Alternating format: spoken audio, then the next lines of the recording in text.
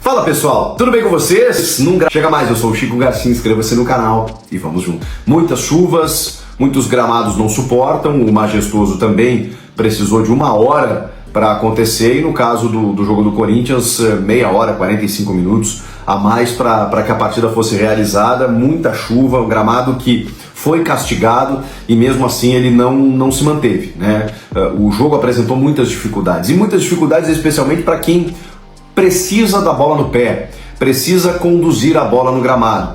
Quase todos os jogadores, né, dependem disso, mas alguns muito mais, né, na construção do jogo. Por exemplo, o Igor Coronado ficou refém de uma bola mais longa. Então, em alguns momentos, enquanto esteve em campo, ele foi uma das primeiras trocas do Ramon, né, em que ele tira o Igor Coronado e coloca mais um volante. O Igor Coronado, inclusive, foi uma das primeiras trocas do Ramon Dias, né, ele tira para a entrada de mais um volante, o Charles. O jogo era dentro de um contexto completamente diferente, mas a gente precisa entender que ele já escala uma equipe diferente no seu tradicional escopo tático que a gente entende como um losango, né, um volante, dois meio-campistas ali, né, volantes barra meias construtores e um meia articulador na ponta e 2 atacantes. Ele começa o jogo com Romero, Thales e Yuri. Yuri mais de 9 fazendo pivô, o que dificultou bastante o trabalho dele. O Romero não conseguiu jogar. E o Thales ainda foi um jogador super envolvido na partida, como tem sido nessa temporada de 2025. O Coronado coube a ele a armação das jogadas, só que realmente com muita dificuldade, né? E aí ele abusou dessa bola longa, tanto que um dos gols claros perdidos pelo Yuri é justamente um lançamento fantástico do Igor Coronado no ponto futuro para que o Yuri pudesse pegar essa bola atacando o espaço. Só que ele consegue vencer a posse em algum momento, depois a bola realmente segue, ele chega na cara do goleiro e desperdiça. Essa era uma dificuldade do jogo. Você não conseguia ter condução de bola, passes trocados, infiltrações, não dava. Era um jogo até, eu estava ouvindo o Betão na transmissão, né, da TNT, um jogo mais para o Pedro Raul. E ele não foi relacionado, e o Héctor Hernandes, que tem uma característica semelhante, entra só lá no final da partida. Então ficava difícil para quem precisava atacar corredores ou buscar alguns espaços, e são jogadores assim, tanto o Romero, quanto o Yuri, quanto o Thales, são jogadores de movimentação. Difícil, né? Difícil com o gramado do jeito que estava. Então assim, foi um jogo de sobrevivência, né? De você tentar alguma coisa, uma bola parada, uma bola espirrada, um chute a média distância. E aí a gente teve, no primeiro tempo especialmente, 2 figuras. O José Martins, que toma um cartão bobo, porque se envolveu numa discussão com o Arthur lá, um jogador experiente, super experiente da Ponte. Mas assim, um cartão que até você pensa assim, pô, o cara pareceu, né, revidar mais, mas teve uma provocação e aí ele toma esse cartão bobo, depois até faz uma falta por trás no segundo tempo e acaba expulso, mas muito por conta desse primeiro cartão muito bobo que ele toma no primeiro tempo. Agora, no que diz respeito ao jogo em si, correu, se desdobrou, brigou, peleou e ainda deu uma finalização, teve uma finalização fantástica, né? Ele mata no peito aqui, ó, a bola se oferece. Ele já tinha feito um golaço no Majestoso, chuta no cantinho, e o goleiro Diogo Silva, que fez um partidaço, né, como todos os goleiros contra o Corinthians, né, a torcida gosta de falar isso, mas é verdade, foi lá e buscou no cantinho, entre outras defesas, né, naquele chute do Yuri que eu falei, né, o Yuri talvez não tenha tomado a melhor decisão, mas é difícil ali naquele momento, eu acho que ele tentou jogar por baixo do goleiro, ele fechou bem o ângulo, fez outras defesas e tal. Estava muito difícil, né, do jogo acontecer. Então era isso, era um chute a média distância, era talvez uma bola parada, ou uma bola longa, mais esticada, né, porque ir conduzindo a bola não dava. Então o Coronado ele pegava essa bola na intermediária e já tentava ligar para o ataque, como aconteceu nesse lance do Yuri Alberto. Vem no segundo tempo, o Romero perde um gol inacreditável, na frente do goleiro. De novo o Diogo Silva faz uma baita defesa, mas assim, muito mais demérito do Romero, né, que estava cara a cara com o goleiro, poderia escolher várias opções ali naquele momento, não acontece. Muitos jogadores individualistas, né, tentando resolver, o próprio Yuri numa arrancada, ele tem o Charles entrando, que eu até entendo que o Charles não inspira muita confiança, mas tinha o Thales mais atrás, ele busca uma finalização que sai completamente errada.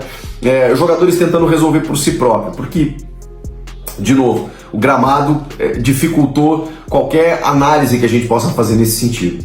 E aí, diante dessa dificuldade e tudo mais, a gente tem um jogador no Corinthians que está realmente pedindo passagem, jogando mais do que os demais, envolvido com o jogo, buscando soluções, e esse era um jogo em que você precisava ter uma certa inventividade. Você precisava ter um pouco de inteligência para parar e pensar o que fazer em alguns momentos. A tua tomada de decisão, ela precisava ser mais assertiva. Num pivô muito inteligente do Yuri Alberto e um passe do Romero, que realmente foi uma decisão acertadíssima que ele dá, buscando o Thales Magno na entrada da área, o Thales faz aquilo que você espera de um jogador inteligente nesse momento. Ele sai da marcação, ele é muito leve, né, muito móvel, sai da marcação, ele já tem uma poça à sua frente. Quando ele sai da marcação, ele já rompe essa primeira poça, vem uma segunda poça muito maior, ele dá uma levantadinha na bola, escapa da segunda poça e aí, de perna direita, fuzila o goleiro no canto para vencer e marcar o gol da vitória. Foi assim, um gol de muito recurso, tá? E especialmente de uma solução criada diante da dificuldade, que faz toda a diferença para um jogador buscando afirmação, buscando o seu espaço. Ele não termina a temporada como titular. Quando ele chega ao Corinthians, ele já chega fazendo gols. Depois ele acaba perdendo espaço, porque a dupla Memphis e Yuri realmente arrebentou no ano passado. Esse ano ele começa melhor do que todos os outros. Ele tem contrato só até metade do ano por empréstimo. A opção de compra dele é muito alta, é papo de 70 milhões de reais. 13 milhões de dólares, se eu não me engano, junto ao clube lá dos Estados Unidos, mas dá para prorrogar esse empréstimo. Acho que o Corinthians precisa buscar essa alternativa, porque mesmo que ele não seja titular, mesmo que o Memphis e o Yuri retomem o seu nível, né, de jogo, como eles estavam no ano passado, eles serão titulares absolutos.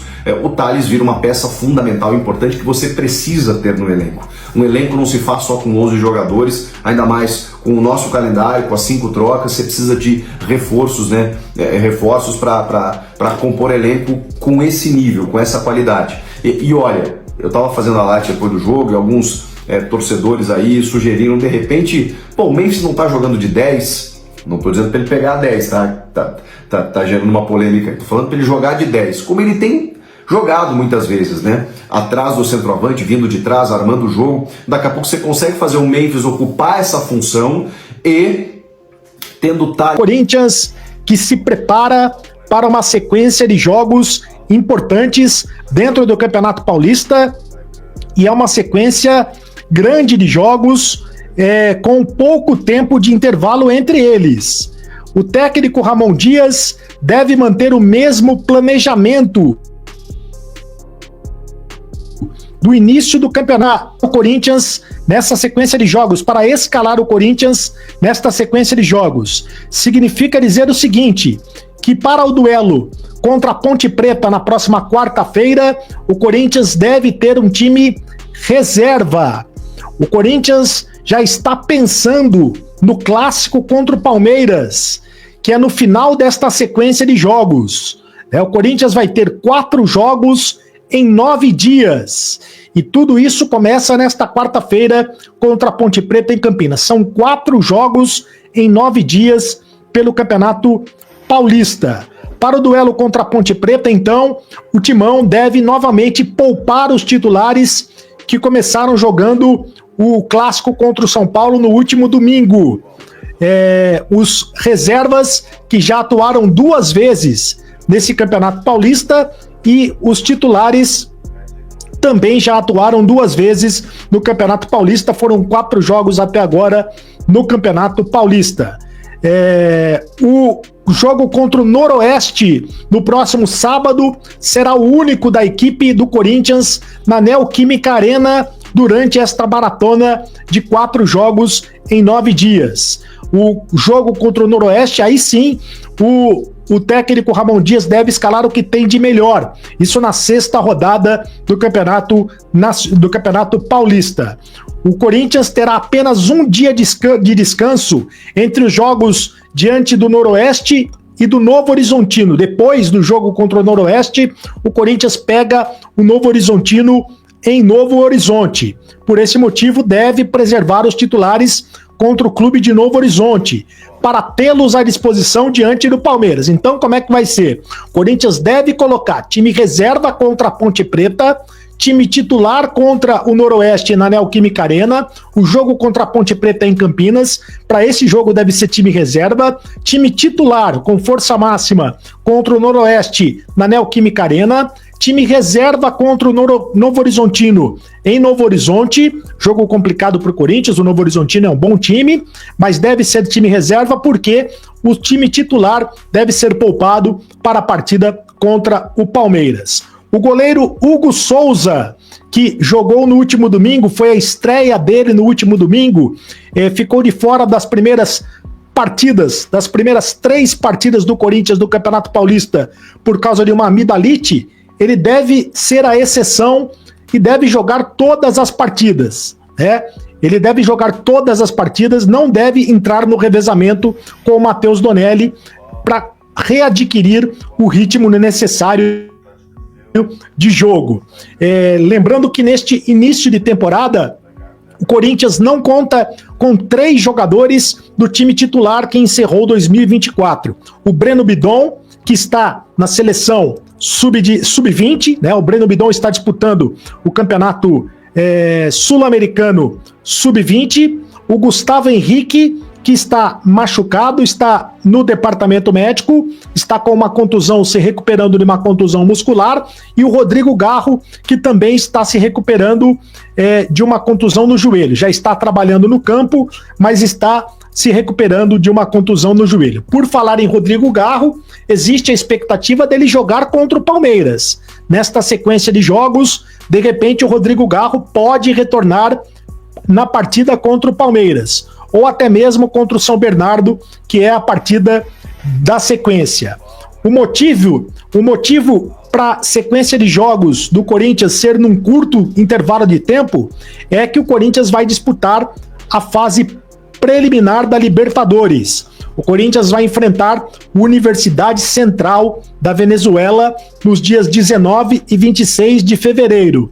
Lembrando que a última rodada do Paulistão ocorre exatamente entre essas datas, no dia 23 de fevereiro. São 12 jogos que o time do Corinthians faz nesta fase preliminar do Campeonato Paulista. Então, lembrando os jogos mais uma vez desta maratona do Corinthians. 29 de janeiro, na próxima quarta-feira, Ponte Preta e Corinthians, jogo que vai ser em Campinas. Provavelmente a expectativa é que o Corinthians escale um time reserva para esta partida. No dia 1º de fevereiro, no próximo sábado, Corinthians e Noroeste, na Neoquímica Arena. Próximo sábado, às 18h30. A expectativa é que o Corinthians jogue com o time titular esta partida. Dia 3 de fevereiro, 2 dias depois da partida contra o Noroeste, praticamente sem tempo de descanso. Novo Horizontino e Corinthians em Novo Horizonte. Uma segunda-feira, portanto. O Corinthians vai jogar provavelmente com o time reserva. Por quê? Porque aí o time titular será poupado para a partida contra o Palmeiras, dia 6 de fevereiro. O Corinthians joga contra o Palmeiras no Allianz Parque. E para o jogo contra o Palmeiras no dia 6 de fevereiro, a expectativa para a volta do Rodrigo Garro nesse time do Corinthians. Bom, quem estará no time titular do Corinthians, claro, sempre que o time titular for escalado, será o Memphis Depay. O Memphis que não jogou bem contra o São Paulo, mas ele tem muito crédito com a torcida do Corinthians, é um dos principais jogadores do Corinthians, se não o principal jogador do Corinthians. E ele pode, na Libertadores da América, vestir a camisa número 10. Por quê? Porque está no contrato do Memphis Depay. Lembra aquele contrato que vazou? Vazou detalhes do contrato do Memphis Depay sobre o quanto ganha o Memphis, aquela coisa toda, sobre o salário do Memphis Depay. O contrato foi vazado na imprensa, detalhes desse contrato. E um dos detalhes diz o seguinte, que o Memphis Depay tem o direito, por contrato, de usar a camisa 10 do Corinthians. A camisa 10 que está com o Rodrigo Garro. Agora não sabemos se de fato o Memphis vai exercer esse direito que ele tem no contrato e vai utilizar a camisa 10, ou se ele vai continuar usando A camisa no Campeonato Paulista, Campeonato Brasileiro, Copa do Brasil, ele tem utilizou o ano passado o campeonato, a camisa 94, né? Tem utilizado no Campeonato Paulista a camisa 94. Na Libertadores da América, ele não poderá utilizar a camisa 94 porque não tem numeração para isso. A numeração é mais limitada. E o ano passado, na Copa Sul-Americana, o Corinthians não disputou a Libertadores, o Corinthians disputou sim a Copa Sul-Americana, ele usou a camisa 7, né? A número 7, que era do Maicon, e que, como o Maicon foi cortado por causa de contusão, a camisa acabou sendo do Memphis. Agora, existe a possibilidade, este ano, do Memphis utilizar a camisa 10. Ele voltaria a utilizar a camisa 10, jogaria com a camisa 10 do Corinthians e a camisa 10 que hoje é do Rodrigo Garro. Será que faz alguma diferença? Será que pode dar algum tipo de confusão o Memphis utilizando a camisa 10? Será que pode gerar algum tipo de ciúmes dentro do Corinthians? Vocês acham que o jogador mais importante tem que utilizar a camisa 10? Que o Memphis, de fato, tem que ser o camisa 10 do Corinthians? Ou que a camisa 10 está bem representada pelo Rodrigo Garro? Rodrigo Garro que ainda se recupera de uma contusão. Normalmente, a camisa 10 do time, ela é utilizada pelo jogador mais importante. É a camisa mais importante da equipe? O Rodrigo Garro foi considerado o melhor jogador do Corinthians no ano passado. Ele é o jogador da posição, né? Ele é o jogador que faz a função do camisa 10. Mas o Memphis tem por direito no contrato dele utilizar a numeração de número 10, a camisa número 10. Então vamos ver o que vai acontecer daqui para frente. Se é apenas um detalhe, acho que não é motivo para confusão, mas pode acontecer do Corinthians ter esta mudança na numeração de camisa com o Memphis Depay utilizando a camisa número 10 no Corinthians. Isso aí, fiel, é eu, nação corintiana. Espero que vocês tenham curtido o nosso vídeo. Se você curtiu, deixe seu like, se inscreva no canal, ative as notificações.